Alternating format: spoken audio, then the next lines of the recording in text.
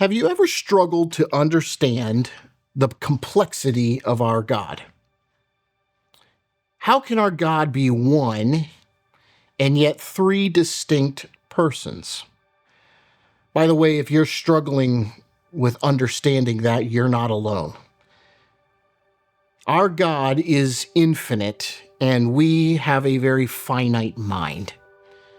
And so trying to fully understand our God is, quite frankly, an impossible task. However, we don't just throw up our hands and give up. We look in Scripture and see what the Bible reveals about our God and learn about who He is and how He interacts with us. The concept of our God being one and yet three distinct persons is called the Trinity.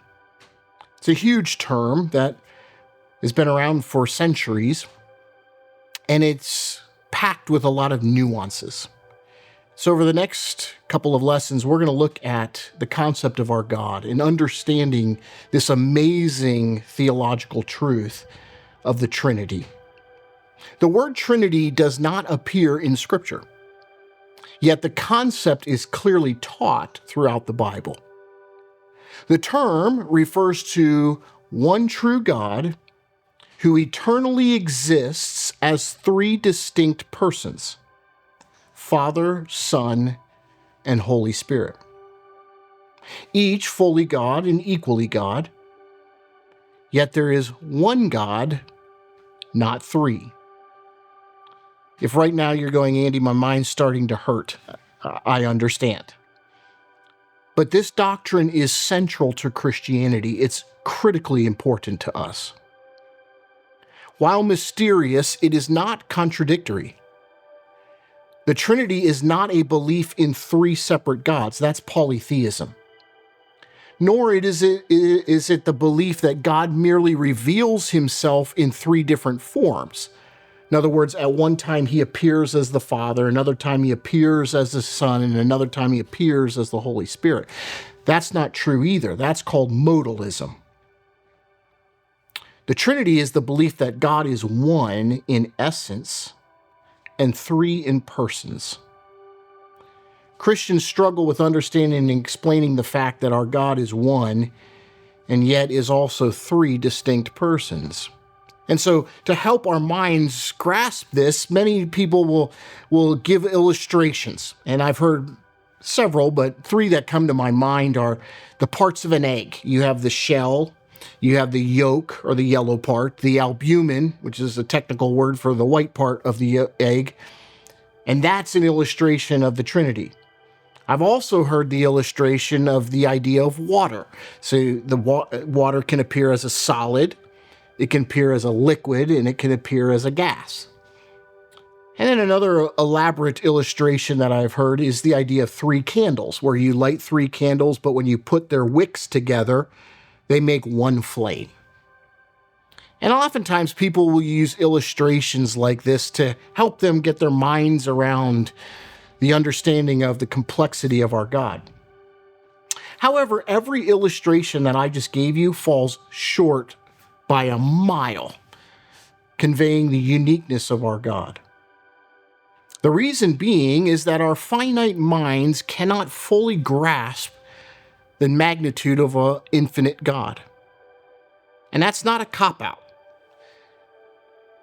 We as humans are created in God's image, but God is beyond us. He's beyond our minds. He is greater than we could even imagine or think. So in this study, we're going to do our best to teach what the Bible reveals about our God. And I want you to know going into this, I'm a finite person as well. So I'm teaching you concepts of who our God is that are even beyond my understanding. So let's journey together to understand the magnitude and the complexity of our triune God. The unity of God, one God. Number one here, God's essence is singular. Deuteronomy 6 verse 4 says, "Hear, O Israel, the Lord our God, the Lord is one." Number two, God's existence is exclusive. Isaiah 45 verse 5 says, I am the Lord and there is none other. Besides me, there is no other God. God is unique. God is exclusive. He is the only God. Number three, God's oneness is non-negotiable. James 2:19, you believe that God is one, you do well. Even the demons believe and shudder. The foundation of the Trinity is the oneness of God. That's critically important here. The Bible is clear that there is only one true and living God. Christianity stands firmly on monotheism, the belief in one God. Deuteronomy 6 verse 4 declares that to us. It's that defining declaration for the people of Israel, and it continues to be the central focus of a Christian belief. God is not a collection of beings or a committee of deities. He is singular in essence. He is one God. The consistent testimony of Scripture is that there is only one divine being, and that is God. There are other religions in the world today that will teach that there are multiple gods. We do not believe that in Christianity. We serve and obey and believe in one God. However, this is where things get complicated for a finite mind. There are three persons of the Godhead.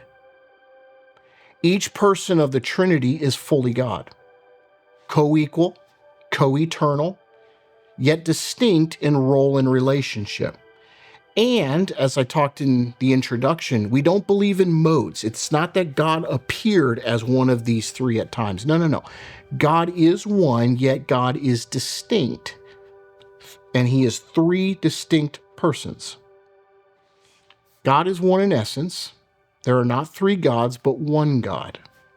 The three persons of the Godhead do not act independently from one another. They're perfectly one. Actually, a word that I often use to describe the Trinity, I think is even probably a better term, is triunity. They always function together, never independent of one another. So let's look specifically now in the next few moments at the three distinct persons of the Godhead. Number one, God the Father. Matthew 6 verse 9 says, Our Father in heaven, hallowed be your name. Oftentimes called the Apostles' Prayer or Jesus' prayer when he was teaching his apostles how to pray. He begins it by saying, Our Father who art in heaven, hallowed be your name. So he addresses the Father as God. 1 Corinthians 8 verse 6 also tells us, Yet for us there is one God, the Father, from whom are all things and for whom we exist, and one Lord Jesus Christ, through whom are all things and through whom we exist. The Father is presented as the source, sustainer, and sovereign Lord over all things. The Father is clearly recognized as God throughout the Bible. Jesus taught his disciples to pray to the Father. Matthew 6 verse 9. The Father is the source of all life. 1 Corinthians 8 verse 6. So, as we talk about one God, the first person of the Godhead that we are describing is the Father. He is identified throughout the pages of Scripture as God. But you have another person of the Trinity, and that's number two, God the Son. And this is Jesus Christ.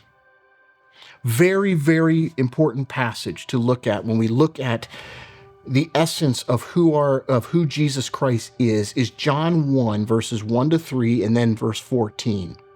And this verse is often misunderstood by various cults and world religions, but it's a critical verse to help us understand the essence of Jesus Christ.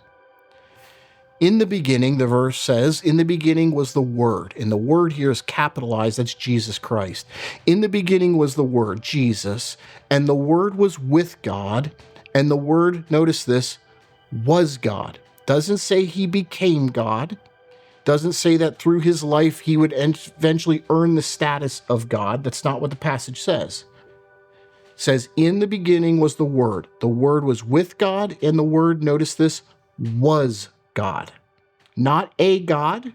He was the God. It's very important. He, being Jesus, was in the beginning with God. All things were made through him, and without him was not anything made that was made. And the Word became flesh and dwelt among us. And we have seen his glory, the glory as of the only Son from the Father, full of grace and truth. Another important passage is Colossians 2, verse 9. For in Christ all the fullness of the deity lives in bodily form. Hebrews 1, verse 3 tells us about Jesus. He is the radiance of the glory of God and the exact imprint of his nature. And he upholds the universe by the word of his power. After making purification for our sins, that was on the cross, he sat down at the right hand of the Majesty on high. The Son, Jesus Christ, is also fully God. Notice what I was explaining, John chapter 1. Jesus didn't become a God. He was God from the beginning. When Jesus came to this earth, he added to himself humanity. In a later video, we will talk specifically about the person and work of Jesus Christ. But it's important to talk about at this point that Jesus in his very essence is God himself. So much so that while he was on this earth, people wanted to kill him when he claimed that. Jesus says that he and the Father were one, that to see him was to see the Father. And the Pharisees and the other religious leaders wanted to kill him for making those statements.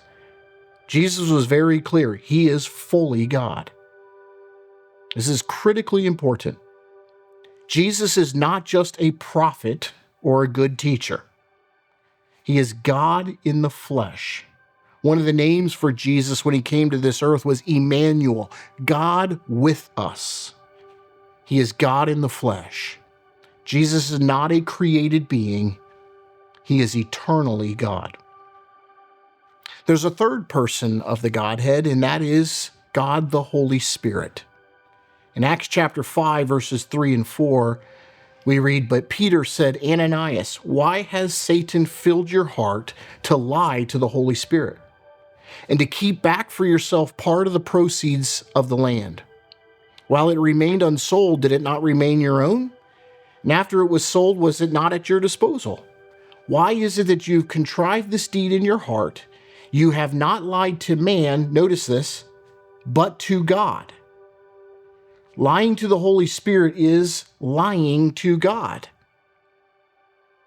1 Corinthians 3, verse 16 tells us, Do you not know that you are God's temple and that God's Spirit dwells in you? The Holy Spirit is not an impersonal force. He's a divine person who speaks, teaches, and intercedes for us. Scripture clearly identifies the Holy Spirit as God. In the account in Acts, Ananias lied to the Holy Spirit. And notice what Luke actually is saying then in the passage. He's saying lying to the Holy Spirit, what? Was equivalent to lying to God. He lied to God. So in the pages of our scripture, the Holy Spirit is clearly identified as God. The Spirit teaches, guides, convicts, and empowers believers. All of these are attributed to the aspects of what God does in our lives. So as we begin this concept of the Trinity, we believe in one God, not three gods, one God, complete in essence, completely functioning together, never independently. But there are three distinct persons of the Godhead: God the Father, God the Son, and God the Holy Spirit.